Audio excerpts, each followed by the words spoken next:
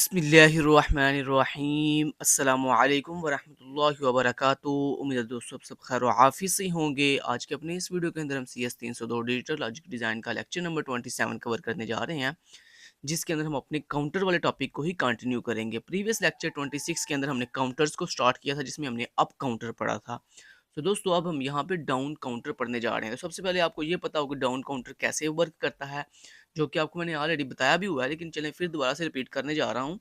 Down counter दोस्तों एक ऐसा काउंटर होता है जो ऑटोमेटिकली आपकी वैल्यूज़ को जो है वो डाउनवर्ड जो है वो काउंट करता है। लाइक आपकी वैल्यू किसी मैक्सिमम वैल्यू से स्टार्ट होती है। लाइक फ़र्ज़ किया कि आपकी वैल्यू स्टार्ट हो रही है 7 से। अब ये क्या करेगा, ये ऑटोमेटिकली आपकी वैल्यू को 7 से करेगा 6, फिर 6 से करेगा 5, 5 से करेगा 4, 4 से करेगा 3, 3 से करेगा 2 और 2 से करेगा 1 और फिर 0। ठीक है? तो ये आप देख सकते हैं कि आपकी जो वैल्यूज़ हैं वो डाउन काउंट हो रही हैं। देख रहे हो? मतलब बड़ी वैल्यू से छोटी वैल्यू की तरफ काउंट हो रही हैं। दोस्तों ऐसा काउंटर जो ऑटोमेटिकली आपकी बड़ी वैल्यू से छोटी वैल्यू की तरफ काउंटिंग करे, ऐसे काउंटर को हम डाउन काउंटर्स कहते हैं। बाकी ये इसकी थोड़ी-सी डिस्क्रिप्शन लिखी हुई है जिसको मैंने हाइलाइट किया, आप इसको खुद भी पढ़ सकते हैं। अब यहाँ पर दोस्तों डाउन काउंटर की एक निशानी होती है, जैसे मैंने आपको प्रीवियस लेक्चर में शायद ये बात बताई हो कि जिस तरह अप काउंटर होता है ना, अप काउंटर जो आपकी छोटी वैल्यू से मतलब 0 से अप टू 1 बड़ी वैल्यू की तरफ काउंट करता है। तो उसमें क्या होता है, उसमें दोस्तों ये होता है कि आपका जो जो भी जेके फ्लिप फ्लॉप है ना, उसकी जो क्लॉक पल्स है ना, नेक्स्ट जो जेके फ्लिप फ्लॉप होता है, मतलब मान लो आपके पास जैसे यहाँ पे 3 जेके फ्लिप फ्लॉप है। इनमें जो फर्स्ट जेके फ्लिप फ्लॉप है, उसकी क्लॉक पल्स तो ठीक है आपको क्लॉक से मिल रही है, लेकिन जो काउंटर के अंदर जो नेक्स्ट सेकंड या थर्ड के ऊपर ये जो जेके फ्लिप फ्लॉप है, इनकी जो क्लॉक पल्स है ये आपको कहाँ से मिल रही है? क्यू बार, मतलब प्रीवियस प्रीवियस फ्लिप फ्लॉप की क्यू बार आउटपुट से आपको एज ए इनपुट जो है वो क्लॉक पल्स मिल रही है नेक्स्ट फ्लिप फ्लॉप को। ठीक है? तो दोस्तों यहाँ पे एक बहुत इंपॉर्टेंट बात जो आपने याद रखनी है, अगर आपके नेक्स्ट जेके फ्लिप फ्लॉप की ये जो क्लॉक पल्स है, अगर ये इसको मिल रही हो क्यू क्यू से, कहाँ से मिल रही हो? क्यू आउटपुट से मिल रही हो, तो दोस्तों ये बन जाता है अप काउंटर। ये कौन सा बन जाता है? अप काउंटर बन जाता है। और अगर आपकी ये जो क्लॉक पल्स है नेक्स्ट फ्लिप फ्लॉप की, अगर ये clock pulse as a input इसको मिल रही हो प्रीवियस जेके फ्लिप फ्लॉप की क्यू बार से, तो ये बन जाता है डाउन काउंटर। तो ये निशानी आपने याद रखनी है कि जब भी आपकी जो नेक्स्ट फ्लिप फ्लॉप की क्लॉक पल्स है, अगर वो एज ए इनपुट क्यू से आ रही है, प्रीवियस जेके फ्लिप फ्लॉप की क्यू आउटपुट से आ रही है, तो वो आपका अप काउंटर होता है। और अगर वही इनपुट क्लॉक पल्स की नेक्स्ट जेके फ्लिप फ्लॉप को मिल रही है कहाँ से? प्रीवियस जेके फ्लिप फ्लॉप की क्यू बार इन आउटपुट से, तो वो बन जाता है आपके पास डाउन काउंटर। तो ये निशानी है अप काउंटर की और डाउन काउंटर की। क्लियर? तो उम्मीद है आपको ये निशानी अब याद रहेगी कि अगर पेपर में मान लो आपको सर एक सर्किट देते हैं और कहते हैं कि बताओ ये कौन-सा काउंटर है, अप काउंटर है कि डाउन काउंटर है, तो आपने सिंपल उसकी एक बस चीज़ देख लेनी है। क्या? अगर ये क्लॉक पल्स, अगर ये जो क्लॉक पल्स ये सेकंड फ्लिप फ्लॉप को और थर्ड फ्लिप फ्लॉप को ये जो क्लॉक पल्स मिल रही है, अगर ये अटैच है इस क्यू के साथ, इस क्यू आउटपुट के साथ, तो इसका मतलब है ये एक अप काउंटर है। और अगर यही इनपुट अटैच है इस क्यू बार के साथ, तो इसका मतलब है ये एक डाउन काउंटर है। क्लियर? ओके जी। उसके बाद दोस्तों चलें जी, नेक्स्ट चलते हैं अब। नेक्स्ट दोस्तों यहाँ पे ये है कि जब भी आपने काउंटर बनाना हो तो उसमें क्या होता है, उसमें सबसे पहले जो पहले जेके फ्लिप फ्लॉप है, उसको हमने क्लॉक पल्स प्रोवाइड की, ठीक है? और ये जो क्लॉक पल्स मिल रही है दोस्तों, ये सिर्फ फर्स्ट फ्लिप फ्लॉप को मिल रही है, नेक्स्ट किसी भी फ्लिप फ्लॉप को नहीं मिल रही। ठीक है? ये आप देख सकते हैं जो हमने क्लॉक पल्स अप्लाई कर रहे हैं, ये किसको मिल रही है? फर्स्ट फ्लिप फ्लॉप को। उसके बाद जो फर्स्ट फ्लिप फ्लॉप की क्यू बार की आउटपुट है, वो एज़ ए क्लॉक पल्स किसको मिल रही है? नेक्स्ट जेके फ्लिप फ्लॉप की क्लॉक पल्स को, क्लॉक इनपुट को। और उसके बाद जो फिर हमारे पास ये जो सेकंड जेके फ्लिप फ्लॉप है, इसकी जो हमारे पास क्यू बार आउटपुट है, वो नेक्स्ट किसको मिल रही है?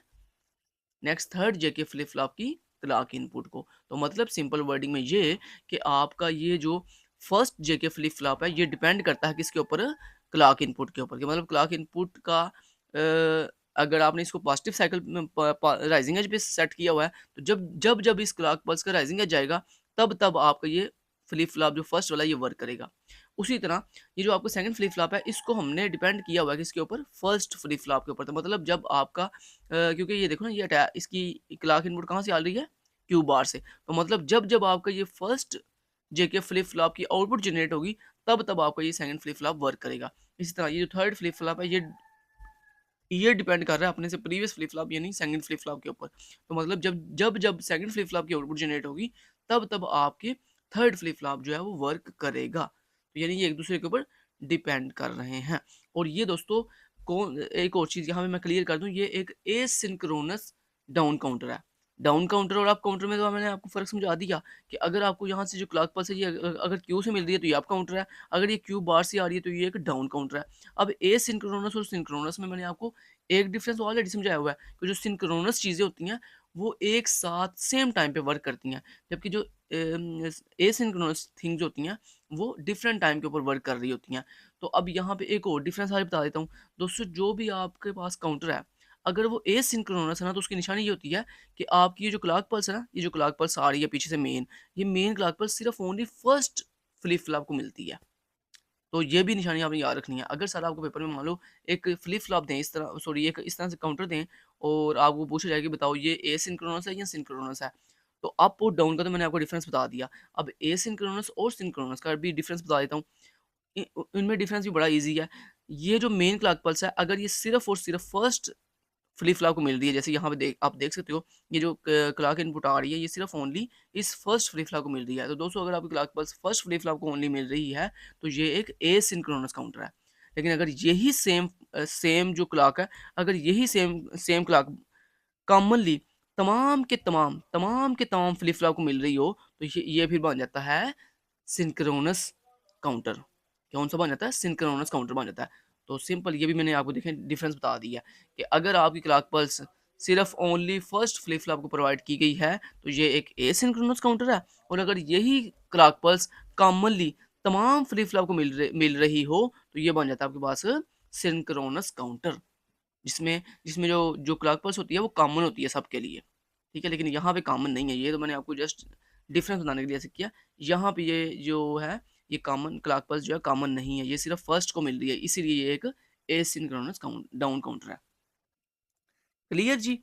तो जो डिफरेंस थे डाउन काउंटर और अप काउंटर में वो मैंने आपको बता दिया, और जो एसिंक्रोनस और सिंक्रोनस काउंटर में डिफरेंस था वो भी मैंने आपको डिफरेंस समझा दिया। उम्मीद है आप दुनिया में आपको कोई भी सर्किट दिया जाए इस तरह से और आपको पूछा जाए कि बताओ ये कौन सा काउंटर है, तो आप इजीली जो है डिफरेंस बता सकते हो कि ये आपका सिंक्रोनस है या एसिंक्रोनस है। उसके बाद आप ये भी बता सकते हो कि ये डाउन है या अप है। क्लियर? चलें जी, अब इसकी वर्किंग समझ लेते हैं। इसकी वर्किंग हम समझेंगे यहाँ से, ठीक है। लेकिन उससे पहले मैं एक चीज़ आपको क्लियर कर दूँ कि ये जो डाउन काउंटर है, ये काउंटिंग कहाँ से स्टार्ट करेगा? तो दोस्तों सबसे पहले मुझे ये बताओ इसमें कितने नंबर ऑफ कितने बिट का ये काउंटर है? तो मैंने कैसे बताया, मैंने आपको एक चीज़ बताई थी ना कल प्रीवियस लेक्चर के अंदर कि जितनी फ्लिप फ्लॉप लगी हो ना बेसिकली उतने बिट होता है। तो यहाँ पे कितने फ्लिप फ्लॉप है? ये फर्स्ट फ्लिप फ्लॉप है, ये सेकंड है और ये थर्ड है। मतलब ये 3 bit down asynchronous down counter है, ठीक है। अगर दोस्तों 3 बिट होना तो आपने 2 की पावर उतनी लेनी होती है जितने जितने बिट है। तो ये 3 बिट है तो मैंने 2 की पावर 3 लूँ तो जवाब कितना आता है 8। तो यानी आप जो ये चूँकि डाउन काउंटर है और ये मैक्सिमम वैल्यू से स्टार्ट करेगा, तो मतलब ये 7 से 0 तक जो है काउंटिंग करेगा। 7 से कहाँ तक? 0 तक।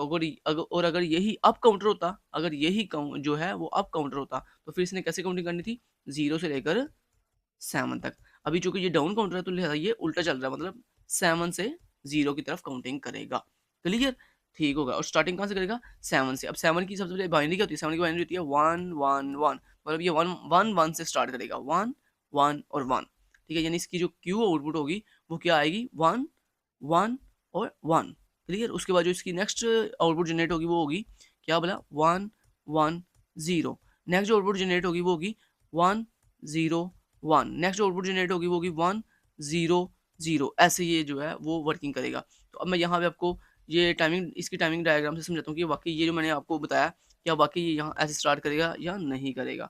तो चलिए ये है जी इसकी asynchronous 3 bit asynchronous down counter की ये टाइमिंग डायग्राम है। अब यहाँ पे देखो, जैसे मैंने आपको बताया था कि जो आपका जो है ना फ्लिप फ्लॉप, उसकी जो आउटपुट है मतलब F0 बेसिकली दोस्तों आउटपुट को शो कर रहा है, ठीक है? मतलब क्यू को शो कर रहा है। बेसिकली आप इसके ऊपर लिख भी सकते हो F0 is a Q output, और ये जो F0 बार ना बेसिकली आपकी क्यू बार है। ये क्या है? क्यू बार है। और ये जो क्यू बार है ना, ये जब आएगी ना, मतलब जब ये आएगी मिलेगी मतलब इसके ऊपर जब आउटपुट आएगी तो ये बेसिकली किसको किसको वर्क करवाएगी? ये वर्क करवाएगी आपके नेक्स्ट जेके फ्लिप फ्लॉप को, जो कि F1 या F1 बार है। F1 या F1 बार है। अब यहाँ पे F1 जो है सेकंड जेके फ्लिप फ्लॉप की क्यू आउटपुट है, और ये जो F1 बार है ये क्यू बार है। सेकंड जेके फ्लिप फ्लॉप की। और जब इस क्यू बार के ऊपर F1 बार के ऊपर जब आउटपुट आएगी, मतलब आपने चूंकि यहाँ पे कौन सा सेट किया हुआ है एज, आपने यहाँ पे फॉलिंग एज सेट किया होगा, मतलब जब जब जब फॉलिंग एज जाएगा ना तब तक ये वर्किंग होगी। तो अब मैं सबसे पहले आपको अब स्टार्ट से बताता हूँ सारा कुछ, स्टार्ट से सारा कुछ जो है वो करवाता हूँ। आप जरा यहाँ पे देखिएगा, यहाँ पे सबसे पहले दोस्तों क्या होगा, सबसे पहले आपकी क्लॉक इनपुट आएगी और उस क्लॉक इनपुट से कौन कौन वर्क करेगा, सिर्फ आपका first JK flip flop work करेगा। बाकी जो जेके फ्लिप फ्लॉप सेकंड और थर्ड वो वर्क नहीं करेंगे, क्योंकि वो डिपेंड नहीं करते इस क्लॉक इनपुट के ऊपर। अब देखिए जैसे क्लॉक इनपुट आई किसके ऊपर, फॉलिंग एज के ऊपर, तो फ़ौरन से क्या हुआ, ये देखो स्टार्टिंग के ऊपर क्या था कि जो F0 था उसकी वैल्यू क्या थी, 0 थी, उसकी वैल्यू क्या थी, स्टार्टिंग के ऊपर 0 थी, जो कि हमें जिसकी नीड नहीं थी, जिसकी हमें नीड नहीं है। हमें नीड कब स्टार्ट होगी इसकी, हमें नीड इसकी स्टार्ट होगी जब इसकी प्रॉपर आउटपुट आएगी। तो दोस्तों इसकी प्रॉपर आउटपुट कब आएगी, ये देखो यहाँ पे आई है इसकी प्रॉपर आउटपुट, ये आप देख सकते हो इसकी आउटपुट क्या आई है जी, यहाँ पे ये आप देखो जरा, यहाँ पे 1 आ गया, यहाँ पे क्या आ गया, 1 आ गया, क्लियर। और उसके बाद देखो, उसके बाद नेक्स्ट जब F0 बार के ऊपर डाउन है, मतलब फॉलिंग एज जाएगा, तो क्या होगा, आपका जो F1 है उसकी आउटपुट भी चेंज हो जाएगी। तो वो भी क्या थी, वो स्टार्टिंग पर क्या थी, बिल्कुल इनिशियल स्टेट मतलब 0 पे थी, तो 0 से क्या हुई, 1 हो गई, 0 से क्या हुई, 1 हो गई। उसके बाद देखो, उसके बाद जो आपका, क्योंकि F बार है ना, यहाँ पे F बार के अकॉर्डिंग नहीं चलना है, क्योंकि यहाँ पे जो नेक्स्ट जेके फ्लिप फ्लॉप है उसकी, उसको क्लॉक पल्स मिलेगी, उसको क्लॉक इनपुट मिलेगी, तो फिर उसने वर्क करना है। और उसको क्लॉक इनपुट कहाँ से मिल रही है, क्यू बार से, क्यू बार से। यही वजह है कि यहाँ पे F बार जो है ना, F0 बार, ये आपका क्यू बार 0 है, ये आपका क्यू बार 1 है। मतलब ये जेके फ्लिप फ्लॉप का Q bar, first JK flip flop का क्यू बार है, और ये सेकंड जेके फ्लिप फ्लॉप का क्यू बार है, ठीक है। अब देखो जब जब आपका इस सेकंड जेके फ्लिप फ्लॉप के क्यू बार के ऊपर फॉलिंग आ जाएगा, तो क्या होगा, आपका जो थर्ड फ्लिप फ्लॉप है उसकी क्यू आउटपुट पे आ जाएगा 1 आ जाएगा। तो ये देखो जरा, स्टार्टिंग के ऊपर तीनों के आउटपुट क्या है, T1 से लेकर यानी टाइम 1 से लेकर टाइम 2 तक तीनों जो फ्लिप फ्लॉप है उनकी आउटपुट क्या है, 1 1 1। इसका मतलब क्या, 7, तो मतलब इसने स्टार्टिंग कहाँ से किया है, 7 से स्टार्टिंग की है, यानी जो कि 1 1 1 था, ठीक है। उसके बाद देखो, अब नेक्स्ट इसकी आउटपुट क्या आनी चाहिए, नेक्स्ट इसकी आउटपुट आनी चाहिए क्या बोला, 1 1 0। हम देखते हैं क्या वाकई इसकी आउटपुट 1 1 0 आएगी कि नहीं आएगी, तो चले करते हैं।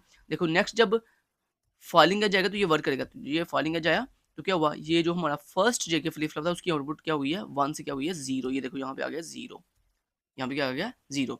उसके बाद अब क्या होगा, ये जो फर्स्ट जेके फ्लिप फ्लॉप उसका जो उसका ये जो क्यू बार है, मतलब F0 बार है, जब इसके ऊपर फॉलिंग देखा जाया, उसके ऊपर फॉलिंग एज आया, तो फिर ये नेक्स्ट वर्क करेगा। लेकिन जब तक फॉलिंग एज नहीं आएगा तब तक देखो, जो F1 है वो अभी भी 1 है, और जो F2 है वो भी अभी भी 1 है, क्योंकि वो चेंज कब होंगे बोला, वो चेंज कब होंगे, जब उससे प्रीवियस जेके फ्लिप फ्लॉप के ऊपर फॉलिंग एज जाएगा। लेकिन चूंकि यहाँ पे सिर्फ ओनली क्लॉक इनपुट के ऊपर फॉलिंग एज आया था, हमारे जो क्यू बार है फर्स्ट जेके फ्लिप फ्लॉप का या सेकंड जेके फ्लिप फ्लॉप का, उनके ऊपर चूंकि वो नहीं आया फॉलिंग एज, तो जब तक फॉलिंग एज नहीं आएगा तो उस तब तक आपकी जो आउटपुट होती है वो रिमेन सेम रहती है। तो यानी टाइम 2 से लेकर टाइम 3 तक जो है, ये आपकी आउटपुट आएगी फर्स्ट सेकंड और थर्ड जेके फ्लिप फ्लॉप के ऊपर, जो कि क्या है 1 1 0। अब इसको मैं 1 नीचे से ऊपर की तरफ क्यों पढ़ रहा हूँ, क्योंकि मैंने आपको ये प्रीवियस वीडियो में बड़ी दफ़ा बता चुका हूँ कि आपकी जो टाइमिंग डायग्राम होती है इसमें आपने लास्ट फ्लिप फ्लॉप की जो आउटपुट होती है ना उसको पहले लिखना होता है। मतलब आप नीचे से ऊपर की तरफ काउंट मतलब अपने आउटपुट राइट करते हो। तो ये देखो मैं इसको कैसे राइट करूँगा, मैं इसको ऐसे राइट करूँगा 1 1 0। तो ये आप देख सकते हो 1 1 0 जो कि 6 की बाइनरी है, जो कि किसकी बाइनरी है, 6 की। तो ये देखो 7 से हमारी जो स्टार्टिंग में हमारी वैल्यू 7 थी, 7 से क्या हुई है 6, तो ये डाउनवर्ड जा रहा है। अब नेक्स्ट देखो, नेक्स्ट क्या हुआ, नेक्स्ट दोस्तों क्या होगा कि नेक्स्ट यहाँ पे ये T3 से लेकर T4 तक टाइमिंग हमने देखनी है। इस टाइमिंग में देखनी है कि आउटपुट क्या आएगी, तो आउटपुट कैसे आएगी उसके लिए देखो, यहाँ पर अब जैसे ही देखो ये फॉलिंग एज आया, ये फॉलिंग एज आया, तो क्या हुआ, हमारा जो फर्स्ट जगह फ्लिप फ्लॉप था उसकी आउटपुट क्या हुई, 0 से क्या हुई है 1 हो गई है, 0 से क्या हुई है 1 हो गई है। उसके बाद जो फर्स्ट जगह फ्लिप फ्लॉप था उसकी देखो फॉलिंग एज आ गया, आपने इस टाइम पे देखना T3 से T4 के दरमियान। तो ये देखो जैसे उस पर फॉलिंग एज आया, तो क्या हुआ, ये जो F1 है मतलब जो सेकंड फ्लिप फ्लॉप है उसकी आउटपुट क्या हुई है 1 से 0 हो गई है। लेकिन लेकिन जब उसकी आउटपुट 0 हुई है, लेकिन उसकी जो क्यू बार आउटपुट है, उसकी जो मतलब जेके फ्लिप जो सेकंड जेके फ्लिप फ्लॉप है उसकी जो क्यू बार आउटपुट है वो चूंकि उसके ऊपर फॉलिंग एज नहीं आया, लिहाजा क्या होगा, नेक्स्ट जेके फ्लिप फ्लॉप की आउटपुट चेंज नहीं होगी, वो अभी भी क्या है, 1 ही है। तो आप इसको कैसे आप लिखोगे, इसको वैसे लिखोगे 1 0 1, मतलब नीचे से ऊपर की तरफ 1 0 1, तो लिखो यहाँ पे आउटपुट क्या है 1 0 1, ठीक है। और ये किसकी बाइनरी है, ये 5 की बाइनरी है। क्लियर, तो ऐसे ही बाकी भी सारा ये वर्क करेगा। अब T4 से T5 के दरमियान क्या आउटपुट है, ये देखो, ये आउटपुट यहाँ से हमने बस मतलब आउटपुट ये होती है, ये जो जिसके ऊपर यानी एफ के ऊपर जहाँ पे बार नहीं है ना, वो आउटपुट है। तो ये वैल्यू क्या है, ये स्क्वायर वेव नीचे की तरफ है, तो इसकी आउटपुट है 0। उसके बाद ये स्क्वायर वेव फिर नीचे की तरफ है, इसकी आउटपुट भी क्या है 0। उसके बाद ये ऊपर की तरफ है, तो इसकी आउटपुट है 1। तो इसको आप कैसे लिखोगे, नीचे से ऊपर की तरफ 1 0 0, मतलब आप इसको ऐसे लिखोगे 1 0 0, ठीक है। तो ये इसकी आउटपुट यानी 4 की ये बाइनरी है। उसके बाद इस तरह इस टाइम के दरमियान आप अगर देखो तो इसमें वैल्यू क्या है 1, और उसके बाद ये भी 1 है, और ये क्या है, ये 0 है। ये अब इसको कैसे लिखोगे आप 0 1 1, तो इसको आप ऐसे लिखोगे 0 1 1। इसका इतना डिटेल से क्यों समझा रहा हूँ, क्योंकि अब नेक्स्ट जो टाइमिंग डायग्राम होगी ना, वो आपने खुद करनी होगी इटसेल्फ। क्योंकि अभी मैं आपको इतना डीपली इसलिए समझा रहा हूँ ताकि आपको समझ आ जाए कि ये कैसे वर्क कर रहा है, ठीक है। बल्कि इससे पहले मैंने आपको बड़ी टाइमिंग डायग्राम समझाई हुई है। अभी तो आपको इतनी प्रैक्टिस हो जानी चाहिए कि अब आपको नेक्स्ट में अगर मेन में बस कंसेप्ट समझाऊँ तो आपको समझ आ जानी चाहिए, ठीक है।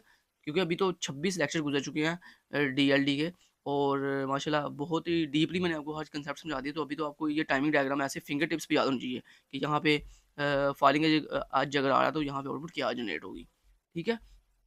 अच्छा जी, उसके बाद नेक्स्ट अगर इस हम टाइम की बात करें तो इस टाइम के अंदर आप देख सकते हैं कि आउटपुट क्या आ रही है। यहाँ पे स्क्वायर वेव चूँकि नीचे की तरफ है 0, यहाँ पे ऊपर की तरफ है 1, ये नीचे की तरफ है तो 0, तो 0 1 0, तो आप यहाँ पे आउटपुट लिखोगे 0 1 0, मतलब नीचे से ऊपर की तरफ 0 1 0। उसके बाद अगर इसकी बात करें तो ये क्या है, ये है जी 1, यहाँ पे 1 लिखा आ रहा है। उसके बाद 1 नहीं है, ये 0 है, सॉरी 0 है, नीचे की तरफ स्क्वायर वेव 0 है। उसके बाद ये क्या है, ये भी 0 है। उसके बाद ये आउटपुट क्या है 1 है, मतलब 0 0 1। इसको आप कैसे लिखोगे, नीचे से ऊपर की तरफ 0 0 1, तो जो कि 1 की बाइनरी है, और ये 2 की बाइनरी है, और ये 3 की बाइनरी है। और अब ये 3 0 तक जाएगा, देखो यहाँ पे अब आउटपुट गया 0, यहाँ भी आउटपुट गया 0, यहाँ पे भी आउटपुट गया 0, तो मतलब लास्ट पे क्या आया 0 0 0, जो कि 0 की बाइनरी है। तो ये आप देख सकते हो, ये आपकी देखो डाउनवर्ड काउंटिंग हो रही थी, ठीक है जी। तो ये उम्मीद आपको समझ आ गई होगी कि हमने किस तरह से डाउनवर्ड काउंटिंग की है। नेक्स्ट दोस्तों हमारा अगला जो टॉपिक है वो है जी down counter with truncated sequence. अब दोस्तों ये down counter with truncated sequence का क्या मतलब है, इसका मतलब दोस्तों ये है कि देखो यहाँ पे एक चीज़ समझने वाली है, गौरतलब वो ये है कि ये देखो ये क्या है जी, ये एक डाउन काउंटर है। ये क्या है, एक डाउन काउंटर है। मुझे कैसे पता चला कि ये एक डाउन काउंटर है, क्योंकि देखो जो नेक्स्ट फ्लिप फ्लॉप है, जेके फ्लिप फ्लॉप है, उसकी जो क्लॉक इनपुट है वो प्रीवियस फ्लिप फ्लॉप के क्यू बार से आ रही है। कहाँ से आ रही है, क्यू बार से आ रही है, लिहाजा ये एक डाउन काउंटर है।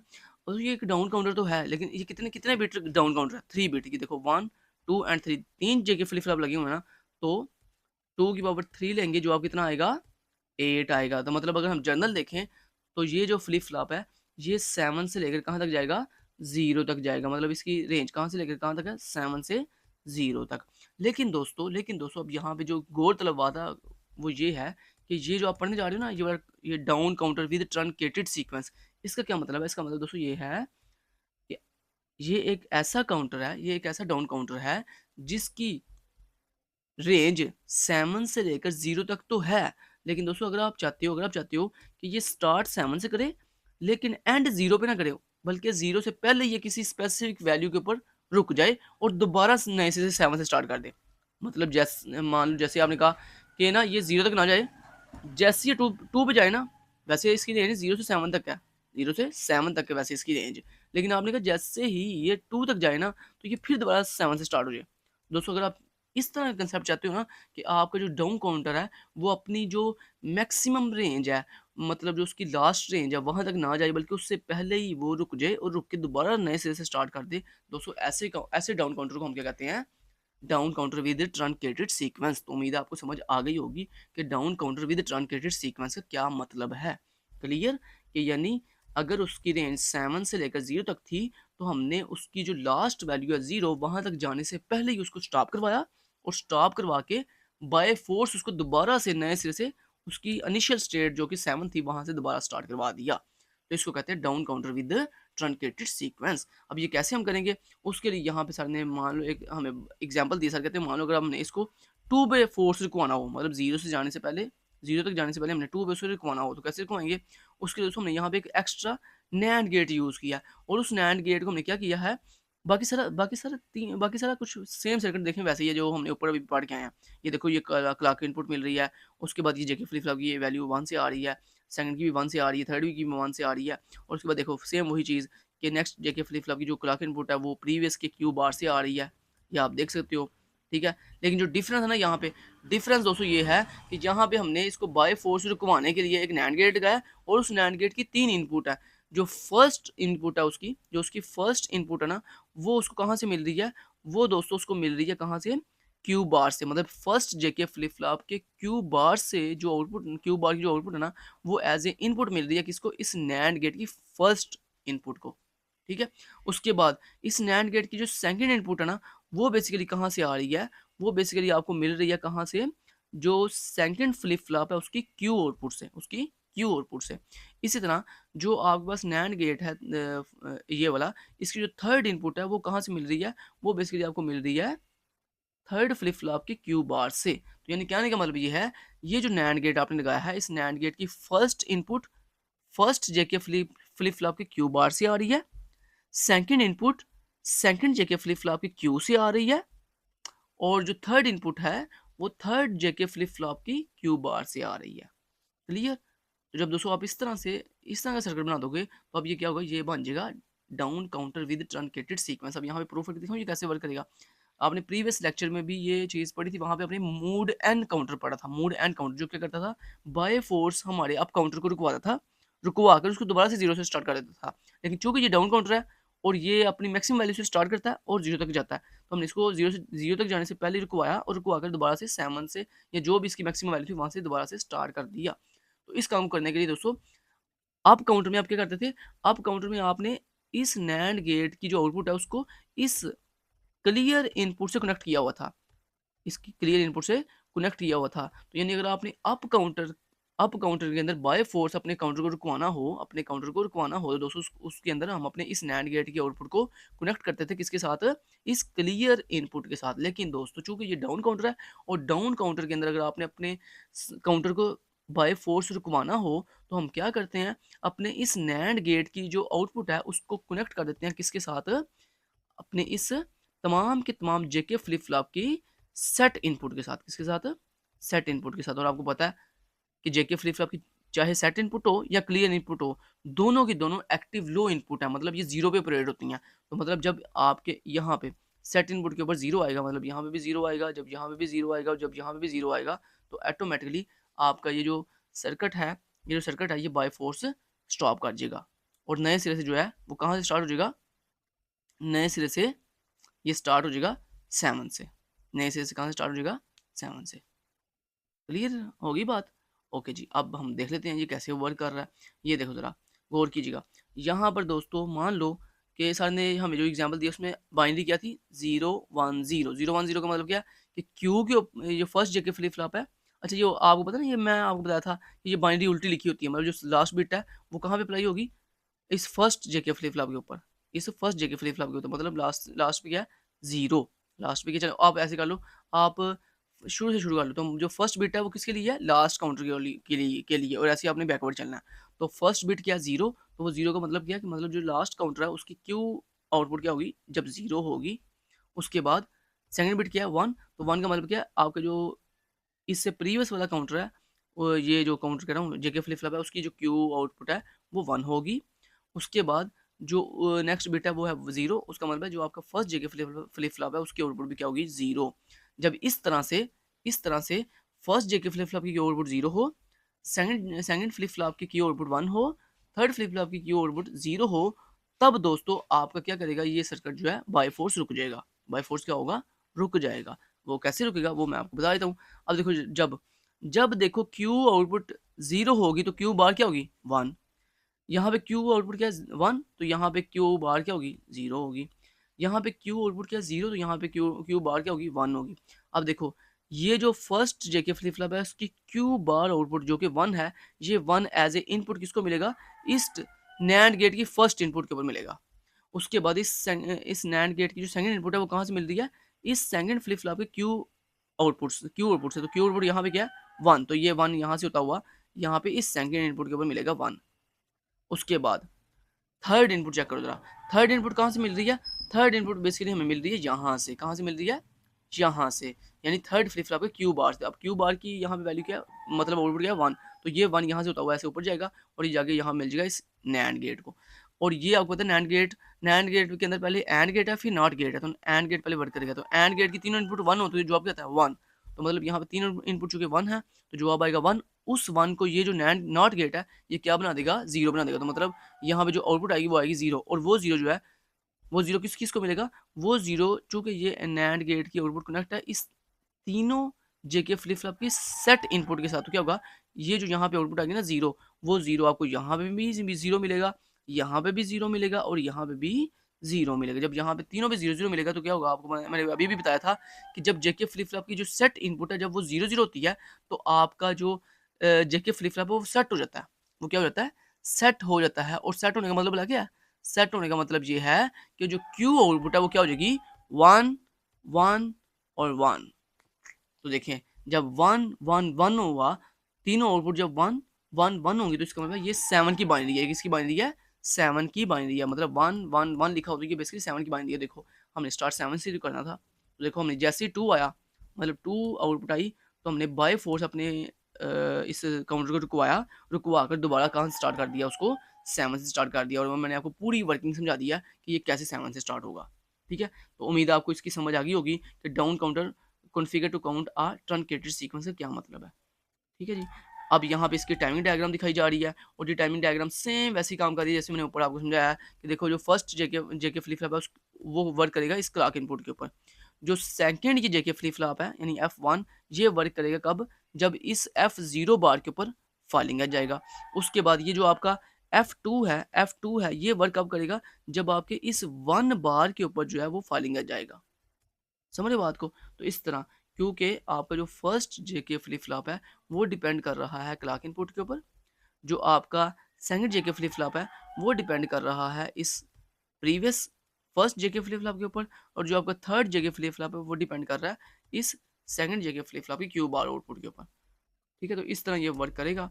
तो बाकी ये आप सारा देख सकते हैं, बाकी टाइमिंग डायग्राम आप खुद भी कर सकते हैं क्योंकि ये टाइमिंग डायग्राम मैं आपको ऊपर ऑलरेडी समझा चुका हूँ। अब आपको पता है कि जब जब फाइलिंग आ जाएगा तब तक वैल्यू चेंज होगी, और जब जब तक फाइलिंग एज नहीं आता तब तक वैल्यू पीछे वाली सेम रहती है, वो वैल्यू चेंज नहीं होती। ठीक है, लेकिन जैसी वैल्यू पहुंचेगी ना कहाँ पे बोला 0 1 0 पे, तो ऑटोमेटिक ये देखें ये जो आपको ग्लिच क्रिएट हो रहा है ना, डिस्टॉर्शन आ रही है। ये डिस्टॉर्शन का मतलब दोस्तों यही है कि जैसे ही 0 1 0 आएगा ना तो फ़ौरन से आपका सर्किट जो है वो सेट होगा। सेट होने के बाद क्या होगा, दोबारा से देखें यहाँ भी 1 आ गया, ये आप देख सकते हो यहाँ भी 1 आ गया और ये आप देख सकते हो यहाँ भी 1 आ गया, मतलब 1 1 1 का मतलब है दोबारा से वो 7 से स्टार्ट हो गया। ठीक हो गया जी। उसके बाद नेक्स्ट आ जाता है सिंक्रोनस काउंटर। अब यहाँ हमने जो इससे पहले दोस्तों काउंटर पढ़े हैं ना, अप काउंटर और डाउन काउंटर जो इससे पहले पढ़े हैं वो कौन से थे, एसिंक्रोनस थे। एसिंक्रोनस मीन जिसमें क्लॉक इनपुट सबको कॉमन नहीं थी मिल रही, सिर्फ ओनली क्लॉक इनपुट मिल रही थी फर्स्ट जेके फ्लिप फ्लॉप को। लेकिन अब हम पढ़ने जा रहे हैं काउंटर की दूसरी टाइप जिसका नाम है सिंक्रोनस काउंटर। अब ये सिंक्रोनस काउंटर कौन से होते हैं, ऐसे काउंटर जो सेम टाइम पे कॉमनली वर्क करते हैं। ठीक है, और दूसरा क्या मैंने आपको बताया था, बोला अभी भी मैंने आपको क्या डिफरेंस बताया था कि जो सिंक्रोनस काउंटर होता है उसमें जो क्लॉक इनपुट होती है वो कॉमनली सबको मिल रही होती है। देखो यहाँ पे जैसे कॉमनली सबको मिल रही है, ये देखो जो दो जेके फ्लिप फ्लॉप है ना, देखो ये clock input first JK flip flop को भी मिल रही है और सेकंड जेके फ्लिप फ्लॉप को भी मिल रही है। तो ये सबसे आसान इसका डिफरेंस है याद रखने का कि अगर आपकी क्लॉक इनपुट सब जेके फ्लिप फ्लॉप को कॉमनली मिल रही हो तो ये एक सिंक्रोनस काउंटर होता है। क्लियर? अब दोस्तों आप सोच रहे होंगे कि हमने ए सिंक्रोनस काउंटर तो पढ़ लिया, तो हमें ये सिंक्रोनस काउंटर बनाने की क्यों जरूरत पेश आई है?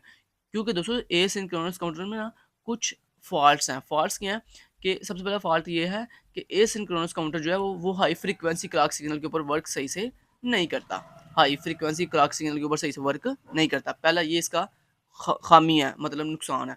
दूसरा जो इसका डिसएडवांटेज है वो ये है कि इसमें टाइमिंग प्रॉब्लम बड़ी आती है। टाइमिंग प्रॉब्लम मैंने आपको प्रीवियस लेक्चर में भी समझाया था बहुत ही डिटेल के साथ कि टाइमिंग प्रॉब्लम ये होती है कि मतलब एक जो फ्लिप फ्लॉप है उसने अपनी आउटपुट जनरेट कर दी और जो सेकंड फ्लिप फ्लॉप है उसने प्रीवियस फ्लिप फ्लॉप की एक आउटपुट स्किप कर दी और सेकंड आउटपुट के ऊपर काम करना शुरू कर दिया।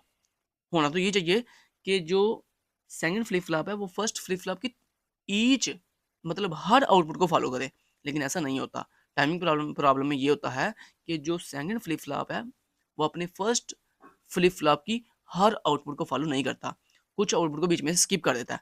तो इसी को हम टाइमिंग प्रॉब्लम कहते हैं। क्लियर, जिसको मैंने बहुत डिटेल के साथ आपको प्रीवियस लेक्चर 26 के अंदर समझा दिया था। तो ये दोस्तों दो डिसएडवांटेजेस हैं। अच्छा, ये टाइमिंग प्रॉब्लम से क्या होता है, ये टाइमिंग प्रॉब्लम के होने से अक्कर होने से ये होता है कि आपका जो काउंटर है ना वो ठीक से काउंटिंग नहीं करता, वो ठीक से काउंटिंग नहीं करता। मतलब एक स्पेसिफिक पॉइंट पे जाके ना गलत काउंटिंग करनी शुरू कर देता है। तो यही वजह कि हमने एसिंक्रोनस के अंदर ये दो डिसएडवांटेजेस हैं हमारे पास। अब हम पढ़ने जा रहे हैं सिंक्रोनस काउंटर, और ये सिंक्रोनस काउंटर जो है वो कॉमन क्लॉक के इनपुट के ऊपर काम करते हैं। अच्छा जी, बाकी सारा कुछ वैसे आप देख सकते हो, बाकी देखो सारा कुछ सेम है। और उसके बाद ये दोस्तों, अच्छा मुझे ज़रा अब आप सोच के पहले बताओ कि ये अप काउंटर है या डाउन काउंटर है? उम्मीद है जिसने अच्छे से मेरा अभी-अभी जो मैंने समझाया था ना शुरू स्टार्टिंग इसी लेक्चर के स्टार्ट पे जो मैंने आपको डिफरेंस बताया था एसिंक्रोनस और सिंक्रोनस में, अप काउंटर और डाउन काउंटर में, उम्मीद है आपको अगर समझ आ गई होगी तो यकीनन आपके माइंड में आ चुका है कि ये जो डायग्राम बनी हुई है, ये जो सर्किट डायग्राम बनाई हुई है, ये अप काउंटर की है या डाउन काउंटर की है। कि एसिंक्रोनस और सिंक्रोनस में तो आपको फ़र्क समझाया समझ आ गया, और ये साफ नज़र आ रहा है चूँकि ये क्लॉक क्लॉक इनपुट चूँकि दोनों को कॉमनली मिल रही है, लिहाज़ा ये सिंक्रोनस काउंटर है। और अगर यही क्लॉक इनपुट सिर्फ only first JK flip flop को मिल रही होती, सेकंड को ना मिल रही होती, तो फिर ये बन जाना था एसिंक्रोनस काउंटर। अब सवाल ये पैदा होता है मेरा सवाल ये है कि ये जो सर्किट डायग्राम है ये अप काउंटर की है या डाउन काउंटर की है? उम्मीद है आपने जवाब ज़रूर दिया होगा, आपके माइंड में बल्कि आ चुका होगा कि ये कौन-सा काउंटर है? अप काउंटर है। ये कौन-सा काउंटर है? अप काउंटर है। मुझे कैसे पता चला? हालाँकि यहाँ पे तो कहीं भी नहीं लिखा हुआ कि ये एक अप काउंटर है। लेकिन मुझे कैसे पता चला कि ये 2 बिट, अब ये 2 बिट क्यों? अच्छा, यहाँ पे ये भी सवाल है कि ये 2 बिट क्यों है? 2 बिट दोस्तों इसलिए क्योंकि मैंने आपको प्रीवियस अभी समझा दिया था बहुत ईज़ी वर्डिंग में कि जितने जेके फ्लिप फ्लॉप लगे होंगे ना, जी, आपके सर्किट में जितने जेके फ्लिप फ्लॉप लगे होंगे, बेसिकली उतने बिट ही ये काउंटर होगा। तो यहाँ पे कितने जेके फ्लिप फ्लॉप लगे हुए हैं? 2, एक ये है और एक ये है, 2 हैं, तो लिहाज़ा ये 2 बिट काउंटर है। अगर यहाँ पे 3 जेके फ्लिप फ्लॉप लगे होते, तो ये 3 बिट होता। अगर यहाँ पे 4 लगे होते, तो ये 4 बिट काउंटर होता। अगर यहाँ पे 5 जेके फ्लिप फ्लॉप लगे होते, तो ये 5 बिट काउंटर होता, सिंक्रोनस काउंटर होता। अब यहाँ पे मैंने जैसे अभी बताया कि आपके माइंड में आ चुका होगा कि ये एक अप काउंटर है। अब मुझे कैसे पता चला कि ये एक अप काउंटर है?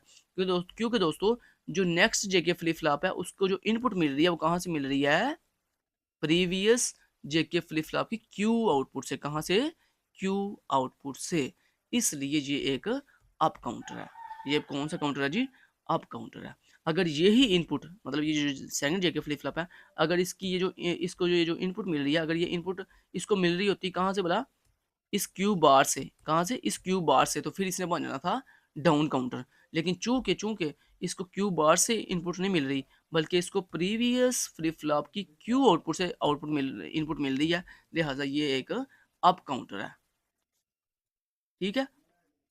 तो आप इसको थोड़ा और आसान अगर आपके लिए बना दूँ, तो आप इसको ऐसे भी शॉर्टली याद ज़िंदगी में रख सकते हो कि अगर आपको ऊपर से, मतलब नेक्स्ट जगह फ्लिप फ्लॉप को जो इनपुट मिल रही है, वो प्रीवियस फ्लिप फ्लॉप के ऊपर वाले आउटपुट से मिल रही है, तो ये अप काउंटर है। ऊपर मीन अप, ठीक है? और अगर नेक्स्ट जेके फ्लिप फ्लॉप जो है उसको जो इनपुट मिल रही है वो अगर प्रीवियस जेके फ्लिप फ्लॉप के नीचे से मिल रही है, मतलब नीचे वाली आउटपुट से मिल रही है, तो ये बनेगा डाउन। नीचे का मतलब क्या होता है? डाउन। तो ये मैंने आपको एक और छोटा सा शॉर्टली ट्रिक बता दी है इसको याद रखने की। वैसे तो बहुत ईजी था याद रखना, कोई मुश्किल नहीं था, लेकिन चलें फिर भी अपनी वर्डिंग मैंने आपको और थोड़ा आसान कर दिया इसके लिए। आपके लिए इसकी और थोड़ी जो है ना वो आसानी कर दी है इसको याद रखने का। उसके बाद देखो यहाँ पे क्या हो रहा है। अब देखो यहाँ पे दोस्तों सिंक्रोनस काउंटर में क्या खूबी है, इसमें ये खूबी है कि ये जो क्लॉक इनपुट है ना, चूँकि ये कॉमन है सबके लिए, लिहाज़ा अब क्या होगा, जैसे ही आपकी क्लॉक इनपुट आया करेगी, तो ये आपके दोनों जो आपके पास फ्लिप फ्लॉप है ना, ये वर्क करेंगे। ये दोनों फ्लिप फ्लॉप क्या होंगे? वर्क करेंगे। लिहाज़ा अब गौर कर सकते हैं। देखो स्टार्टिंग के ऊपर देखो वैल्यू क्या थी? 0 और 0। स्टार्टिंग में वैल्यू क्या थी? 0 और 0। लेकिन जैसे ही आपकी फॉलिंग एज आया, अब चूँकि हमने अपने इस सर्किट को किसके ऊपर सेट किया हुआ था? अपने इस फ्लिप फ्लॉप को हमने सेट किया हुआ था फॉलिंग एज के ऊपर। तो लिहाज़ा जब फॉलिंग एज आएगा तो फ़ौरन से हमारा सर्किट जो है वर्क करेगा। तो जैसे ही फर्स्ट फॉलिंग एज आया, तो हमारा जो फर्स्ट जेके फ्लिप फ्लॉप है उसकी आउटपुट क्या हुई है? 0 से 1 हो गई है। 0 से क्या हो गई है? 1 हो गई है। लेकिन हालाँकि ये क्लॉक इनपुट तो इस सेकंड जेके फ्लिप फ्लॉप को मिल रही है, फिर वो क्यों नहीं हुआ 0 से 1? क्योंकि दोस्तों यहाँ पे एक और चीज़ भी देखिए ज़रा। क्लॉक इनपुट तो ठीक है, इसको यहाँ से मिल रही है, लेकिन लेकिन ये जो नेक्स्ट जेके फ्लिप फ्लॉप है, ये प्रीवियस जेके फ्लिप फ्लॉप की क्यू आउटपुट से भी कनेक्ट है। किससे? क्यू आउटपुट से भी कनेक्ट है। यही वजह कि जब इस जेके फ्लिप फ्लॉप के ऊपर एक दफ़ा आउटपुट आएगी ना, तो सेकंड के ऊपर आउटपुट नहीं आएगी। जब सेकंड में इसके फर्स्ट जेके फ्लिप फ्लॉप की 2 आउटपुट आएँगी ना, फिर नेक्स्ट जेके फ्लिप फ्लॉप के ऊपर आउटपुट जनरेट हुआ करेगी। ठीक है? यानी कहने का मतलब दोस्तों ये है, अगर इससे भी आसान कर दूँ, तो इसका कहने का मतलब ये है कि जब ये क्लॉक इनपुट की 2 फॉलिंग एज जाएँगे ना, कितने? 2 फॉलिंग एज जाएँगे, तो फिर ये आपका नेक्स्ट जेके फ्लिप फ्लॉप काम करेगा। फर्स्ट एक फॉलिंग एज के ऊपर फर्स्ट जेके फ्लिप फ्लॉप काम करेगा, और जब 2 आया करेंगे तो फिर आपका सेकंड जेके फ्लिप फ्लॉप काम किया करेगा। तो ये देखो, हर 2 फॉलिंग एज के बाद देखो, ये पहला फॉलिंग एज, ये दूसरा फॉलिंग एज। तो ये आप देख सकते हो, हर 2 फॉलिंग एज के बाद जो है, इस सेकंड जेके फ्लिप फ्लॉप की आउटपुट चेंज हो रही है। उसको देखो, यहाँ पे आउटपुट चेंज हुई, उसके बाद देखो, यहाँ से लेकर यहाँ तक ये फर्स्ट जेके फॉलिंग एज हो गया, और ये सेकंड फॉलिंग एज हो गया। देखो, यहाँ से लेकर यहाँ तक 2 फॉलिंग एज जैसे ही पूरे हुए, तो फिर दोबारा से इस सेकंड फ्लिप फ्लॉप की फिर दोबारा से आउटपुट चेंज हो गई है। तो यानी कहने का मतलब ये है कि जो आपकी क्लॉक इनपुट है, उसका जब एक फॉलिंग एज नया आया करेगा, तो आपकी सिर्फ only first JK flip flop की आउटपुट चेंज हुआ करेगी। जबकि आपके ये जो क्लॉक इनपुट है, जब इसके 2 फॉलिंग एज पूरे हुआ करेंगे ना, तो फिर आपका नेक्स्ट जेके फ्लिप फ्लॉप जो है, सेकंड जेके फ्लिप फ्लॉप है, उसकी आउटपुट जनरेट हुआ करेगी। क्लियर? तो यहाँ पर ठीक हो गया। अब स्टार्टिंग के ऊपर वैल्यू 0 0 थी, तो ये आपको उम्मीद है समझ आ गई होगी, मुझे अब बताने की जरूरत नहीं है। स्टार्टिंग में देखो वैल्यू ये भी 0, यहाँ पे भी 0, यहाँ भी नेक्स्ट टाइम 1, फिर 0, फिर 1, फिर 0, क्योंकि फर्स्ट जेके फ्लिप फ्लॉप हर फॉलिंग एज पे काम कर रहा है, इसलिए देखो बार बार उसकी वैल्यू चेंज हो रही है। 0 से 1, 1 से 0, 0 से 1, 0 से 1, 1 से 0, 0 से फिर 1। लेकिन ये चूंकि हर 2 के बाद चेंज होता है, ये जो सेकंड जेके फ्लिप फ्लॉप है, चूंकि हर 2 फॉलिंग एज के बाद चेंज होता है, इसलिए ये स्टार्टिंग में 0 0 रहेगा, फिर नेक्स्ट 1 1 2 दफ़ा रहेगा, फिर 0 0 रहेगा, फिर 1 और 1 रहेगा। ठीक है? ऐसे मतलब हर 2 फाइलिंग एज के बाद ये अपनी आउटपुट चेंज किया करेगा। तो अब आप देख सकते हैं, देखो स्टार्टिंग के ऊपर क्या है, वैल्यू 0 0, ठीक है? जिसका मतलब है 0, जिसकी आउटपुट क्या आई है 0। उसके बाद देखो नेक्स्ट क्या है, 0 और 1, मतलब नीचे से ऊपर की तरफ पढ़ना ना, तो 0 और 1, 0 और 1 किसकी आउटपुट है? 1 की, मतलब ये 1 की आउटपुट है। उसके बाद 1 और 0 ये 2 की है, बाइनरी है। उसके बाद ये 1 1 ये 3 की बाइनरी है। तो ये आप देख सकते हो, देखो 0 से 1, 1 से 2, 2 से 3, मतलब अप काउंटिंग हो रही है, तो this is a up counter. ठीक है? तो ये भी मैंने आपको सारा समझा दिया। क्लियर है जी? उसके बाद दोस्तों आ जाता है हमारे पास 3 bit and 4 bit synchronous counter. Same वही कंसेप्ट है दोस्तों, सिंक्रोनस काउंटर ही है ये भी सारे। सिर्फ फ़र्क क्या आया कि ऊपर हमने जो पढ़ा वो 2 बिट था, मतलब उसमें 2 जेके फ्लिप फ्लॉप थे। अब नेक्स्ट क्या आ गया जी, 3 bit JK flip flop synchronous counter आ गया। इसमें क्या हुआ, 3 बिट बनाने के लिए हमने क्या किया, सिर्फ एक मज़ीद जेके फ्लिप फ्लॉप ऐड कर दिया। ठीक है? तो ये 3 बिट सिंक्रोनस काउंटर बन गया। अब ये 3 बिट तो समझ आ रहा है कि ठीक है, ये 1 2 3 जेके फ्लिप फ्लॉप है, इसलिए ये 3 बिट है। अब ये सिंक्रोनस काउंटर क्यों है? क्योंकि दोस्तों ये देखो, ये जो क्लॉक इनपुट है ये सबके लिए कॉमन है। ये देख रहे हो? ये क्लॉक इनपुट सबको कॉमनली मिल रही है। इसलिए ये कौन सा काउंटर बन गया? सिंक्रोनस काउंटर बन गया। क्योंकि मैंने आपको बता दिया कि क्लॉक पल्स अगर कॉमन हो सबके लिए, तो वो सिंक्रोनस काउंटर होता है। उसके बाद आपको ये भी मैंने बताया हुआ है कि ये जो नेक्स्ट जेके फ्लिप फ्लॉप है, अगर वो Q previous JK flip flop Q output से जनरेट हो रहा हो, तो वो क्या बन जाता है? वो बन जाता है आपके पास अप काउंटर। तो लिहाजा ये अप काउंटर है। ये कौन सा काउंटर है? अप काउंटर है। अब दोस्तों जो 3 बिट होता है ना, जो 3 बिट काउंटर होता है, इसमें थोड़ा सा डिफरेंस ये होता है, जो आपके पास 3 बिट सिंक्रोनस काउंटर होता है, इसमें थोड़ा सा डिफरेंस ये होता है कि जो आपका फर्स्ट जेके फ्लिप फ्लॉप है ना, जो आपका फर्स्ट जेके फ्लिप फ्लॉप है, वो सिंपली सिंपली उसकी जो जे और के की इनपुट है वो वन वन वन होती है कॉमनली। ठीक है?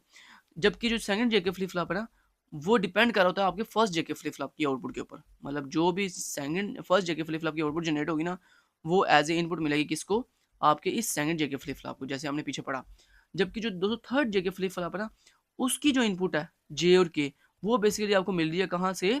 इस फर्स्ट और सेकंड जो जेके फ्लिप फ्लॉप की आउटपुट है ना, ये देखो, ये JK flip first JK flip flop की आउटपुट इस एंड गेट को मिल रही है एज ए इनपुट फर्स्ट, और सेकंड जेके फ्लिप फ्लॉप की जो आउटपुट जनरेट हो रही है वो भी मिल रही है इस एंड गेट को। यानी कहने का मतलब दोस्तों कहने का मतलब यहाँ पे ये है कि जो भी आपके पास सिंक्रोनस काउंटर के अंदर जो भी फ्लिप फ्लॉप होता है ना सेकंड के बाद, वो बेसिकली डिपेंड कर रहा होता है अपने से पीछे तमाम जेके फ्लिप फ्लॉप की आउटपुट के ऊपर।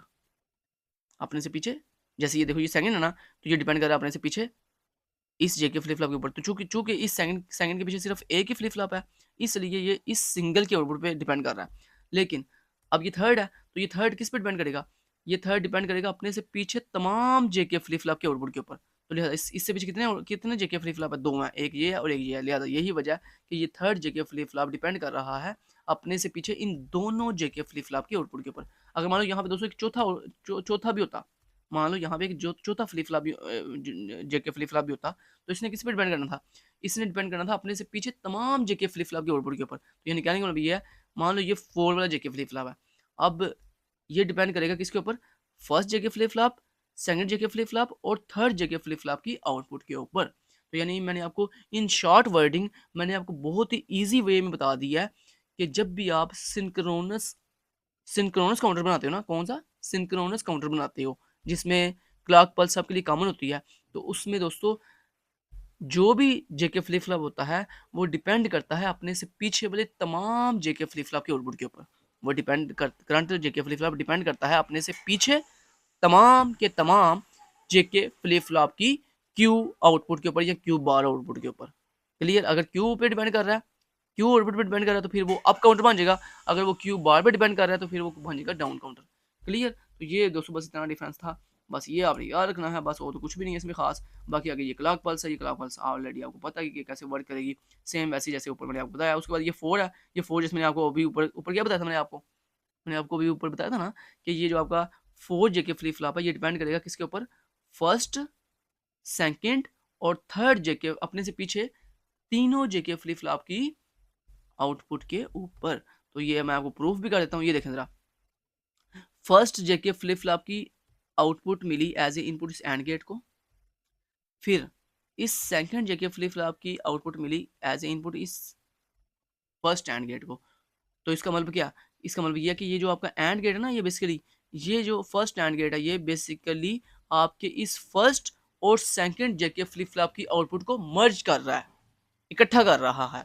उसके बाद नेक्स्ट देखो, नेक्स्ट ये जो आपका सेकंड एंड गेट है ना, ये बेसिकली क्या कर रहा है? ये आपके इस फर्स्ट और सेकंड जेके फ्लिप फ्लॉप की जो आउटपुट आ रही है ना, उसको और उसको इस थर्ड जेके फ्लिप फ्लॉप के आउटपुट से मर्ज कर रहा है। तो मतलब बड़ा सिंपल है कि फर्स्ट एंड गेट इस फर्स्ट और सेकंड जेके फ्लिप फ्लॉप की आउटपुट को मर्ज कर रहा है, और जो यहाँ से आउटपुट जनरेट होगी वो बेसिकली किसकी इसकी होगी? यहाँ से जो भी इस एंड गेट की आउटपुट जनरेट होगी ना, वो बेसिकली इस फर्स्ट और सेकंड जेके फ्लिप फ्लॉप की आउटपुट को मर्ज किया गया। उसके बाद यहाँ पे जो भी आउटपुट है वो होगी, वो आगे जाके इस थर्ड जेके फ्लिप फ्लॉप के साथ मर्ज हो जाएगी। तो यहाँ बेसिकली आप ये कह सकते हो कि यहाँ पे ये जो सेकंड एंड गेट की जो आउटपुट है, वो बेसिकली कम्बिनेशन है किसका? इन पीछे वाले तमाम के तमाम जेके फ्लिप फ्लॉप की आउटपुट का। ठीक है? तो यहाँ पे देखो, जो भी यहाँ पे फाइनल आउटपुट जनरेट हुई है, वो देखो आगे जाके इस फोर्थ जेके फ्लिप फ्लॉप की जे और के इनपुट के ऊपर प्रोवाइड की गई है। तो वो मेरी वाली बात जो मैंने आपको बहुत ही ईजी वे में बता दी है कि जो भी फ्लिप फ्लॉप होगा, जो भी फ्लिप फ्लॉप होगा, वो सिंक्रोनस काउंटर के अंदर अपने से पीछे वाले तमाम के तमाम जेके फ्लिप फ्लॉप की आउटपुट पे डिपेंड कर रहा होगा। ठीक हो गया जी? तो ये चीज़ आपने बस याद रखनी है, और इसमें कुछ भी खास नहीं है। उसके बाद दोस्तों आता है 4 bit synchronous decade counter. दोस्तों ये डी कैड कौन सा काउंटर होता है? एक ऐसा काउंटर जो सिर्फ और सिर्फ या तो 0 से 10 तक जाता है, या 10 से 0 तक आता है। मतलब अगर ये डी कैड का तो दोस्तों मतलब होता है, डी कैड बेसिकली वो काउंटर होता है जो जिसने जाने सिर्फ 10 तक है, या तो 10 तक जाना है या 10 से स्टार्ट करना है। अब इसका क्या मतलब है? डी कैड का मैंने आपको ये तो बता दिया सिंपल कि ये एक इसकी मैक्सिमम वैल्यू 10 होती है। इसकी मैक्सिमम वैल्यू क्या होती है? 10 होती है। 10 से ज़्यादा या 10 से कम नहीं होती है। उसके बाद अगर ये अप काउंटर है तो ये 0 से 10 तक जाएगा। अगर ये डाउन काउंटर है तो फिर ये 10 से 0 तक जाएगा। क्लियर? तो उम्मीद आपको समझ आ गई होगी कि डी कैड काउंटर बेसिकली वो काउंटर होता है जिसकी मैक्सिमम वैल्यू 10 होती है। वैसे वैसे तो दोस्तों डी कैड काउंटर के अंदर ना 4 बिट लगे होते हैं। कितने जेके फ्लिप 4 बिट का क्या मतलब है? यानी इसमें 4 जेके फ्लिप फ्लॉप लगे होते हैं, और उन 4 जेके फ्लिप फ्लॉप की वैसे आउटपुट कितनी आनी चाहिए? तो मैंने आपको क्या बताया था भला कि जितनी बिट काउंटर हो, मतलब जितने जेके फ्लिप फ्लॉप लगे हुए होते हैं, आप 2 की पावर ले लो, तो 2 की पावर अगर 4 ले तो जो आता है 16, 2 की पावर 4 ले तो जो आता है 16। मतलब इसकी रेंज मैक्सिमम कहाँ तक होनी चाहिए थी? 0 से लेकर 15 तक। लेकिन चूंकि ये डी कैड है, चूंकि ये डी कैड है, और डी कैड का मतलब होता है कि ये अपनी ऑफिशियल जो भी इसकी मतलब मैक्सिमम रेंज मान रही होगी ना, ये वहाँ तक नहीं जाएगा, ये सिर्फ और सिर्फ 10 तक ही रहेगा। ठीक है, तो उम्मीद है आपको इसकी भी समझ आ गई होगी। तो ये देखो, ये आपको टेबल में भी दिखाया जा रहा है कि ये आप देख सकते हो, ये क्लॉक पल्स 1 से लेकर सिर्फ 10 तक गया है। 10 से देखो ये आगे नहीं जा रहा। ठीक है, तो यानी इसकी मैक्सिमम रेंज कहाँ तक है? 10 तक। 0 से 9 तक 10 तक मतलब ये जाएगा, मतलब 0 से अगर आप इसको बाइनरी में मतलब वैसे लिखो, बताओ तो 0 से शुरू करके 9 तक, 0 से शुरू, ये जो मैंने ऊपर लिखा ना 0 से 10 तक, ये सॉरी ये नहीं, 0 से 9 तक आप इसको लिख लो, क्योंकि 0 से 9 तक 10 पूरे हो जाते हैं ना। क्योंकि इसका मेन पर्पज़ है, इसने सिर्फ ओनली 10 क्लॉक पल्स पे काम करना है। कितनी क्लॉक पल्स के ऊपर? सिर्फ ओनली 10 क्लॉक पल्स पे काम करना है। जैसे ही 10वीं क्लॉक पल्स आनी है ना, तो इसने दोबारा से रीसेट हो जाना है। दोबारा से क्या हो जाना है? रीसेट होके नए सिरे से शुरू कर देना है। मतलब अपनी स्टार्टिंग पोजीशन से दोबारा स्टार्ट करते हैं, तो मतलब 0 से 9 तक और 9 से 0 तक। ये आप इसको ऐसे लिख लो, ये 10 नहीं था, ये 9 था। 0 से 9 तक और 9 से 0 तक। क्लियर जी? बाकी दोस्तों ये आप देख सकते हो, ये 10 क्लॉक पल्स पे सिर्फ काम करता है। उसके बाद जैसे ही 10वीं क्लॉक पल्स आती है, तो उसके बाद ये दोबारा से रीसेट हो जाता है, नए सिरे से। उसके बाद इसकी नेक्स्ट सर्किट डायग्राम दिखाई गई है, तो वो सर्किट डायग्राम जो है वो बड़ी ईज़ी है। तो वो नेक्स्ट लेक्चर नंबर 28 के अंदर हम देखेंगे। Thank you so much, till then guys take care, अल्लाह हाफ़िज़।